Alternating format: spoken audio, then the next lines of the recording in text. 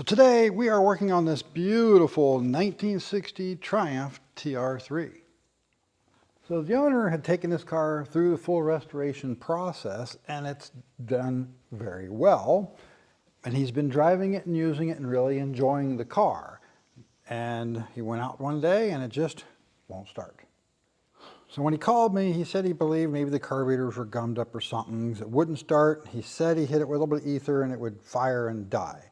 So what we're going to do is we're going to confirm things. We're going to start out with, just hit it with a little bit of my universal solvent, make sure it starts and dies and everything sounds okay. So I got the car out of gear, key on.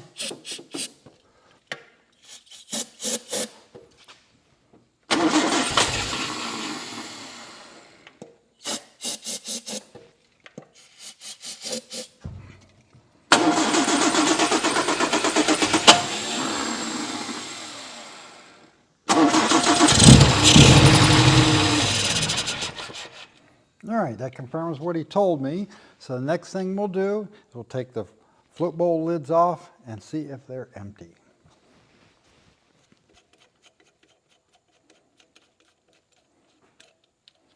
So if they're empty, we can pretty much say fuel pump's probably died on it. If they're not empty, which it's not, this one's not empty, then we're looking at more stuff than that.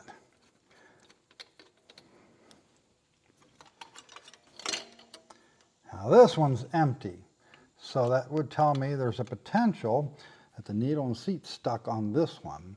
So what we can do is start out by taking these apart and cleaning them really good, making sure the needles and seats aren't stuck, and then see if we can get fuel into that carburetor.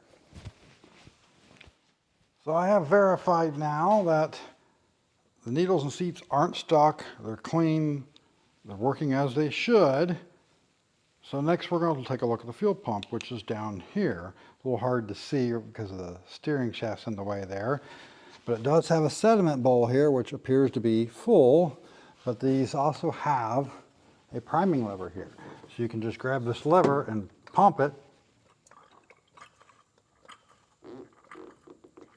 and see we are actually getting some fuel going into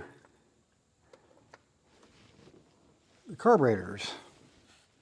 So at this point this would still be a bit of a mystery as to why that carburetor was empty and the other one was full. Now you would expect if one carb was empty and the other one was full, that this would be the one that would be full and then you wouldn't be getting fuel going to this one as a more likely scenario. But now that we got both carbs full, I'm going to go ahead and turn the key on,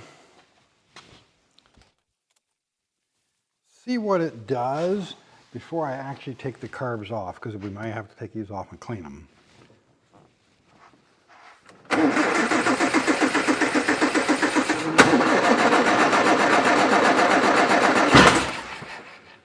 Ah, well that's interesting.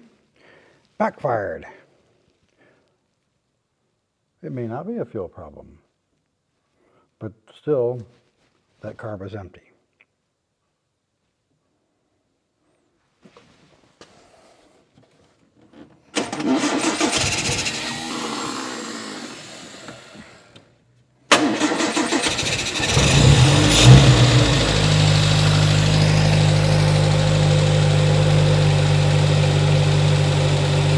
So we'll let it run the fuel out, and we'll see if we can find any issues going on. Unless this needle and seat was stuck and then it came open while he was trailering it over here. Could be as simple as that.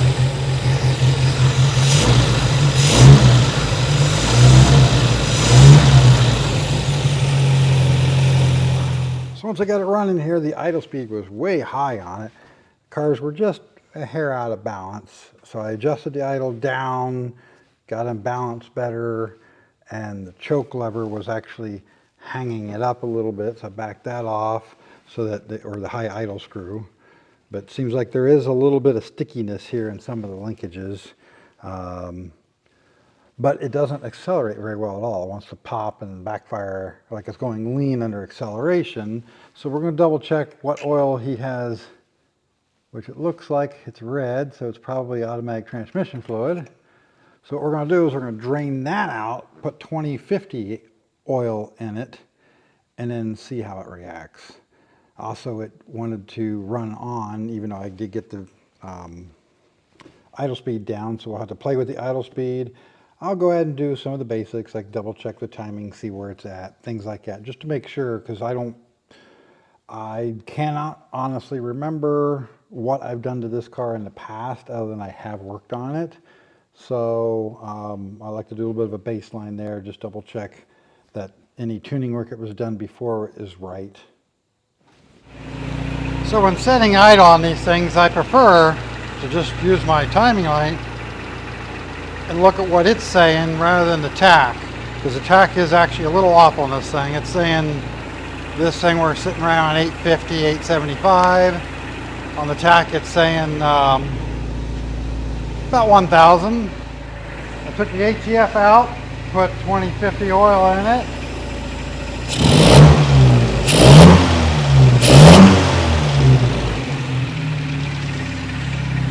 Much better. I'll double check the timing, things like that, just to make sure it's all good. So after we got it running pretty good, it ended up sitting here for a couple of weeks while we were waiting on some back-ordered parts, because he wanted us to put some original air cleaners on it and original type choke cable assembly to make the car a little more correct, and we were waiting on those parts. So I took that opportunity to be able to start the car up a little bit, move it around, let it sit, drive it a little bit, and see if it would give us any more issues. And the front car went dry again, since we really only cleaned the needles and seats, and it didn't have Viton tip needles in it. So we took that opportunity to go ahead and put Viton tip needles in it because they're a lot better. And the reason I didn't do it before is I didn't have any sitting here.